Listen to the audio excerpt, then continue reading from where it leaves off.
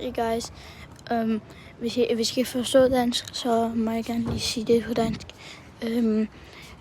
Lige nu her i dag, jeg er på en restaurant med min mor og far. Og jeg skulle lige ned i Superbrugsen. Og så skulle købe noget, men jeg gik ikke ind. Jeg var lige ved at gå ind, så jeg en gruppe gutter slås med hinanden og laver en YouTube short video af det her. Så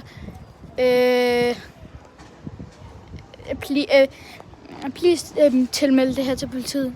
Jeg må ikke vise det her, okay? Jeg må ikke vise det her på YouTube. I'm not supposed to show this on YouTube, so I'm just recording a face on me. So peace.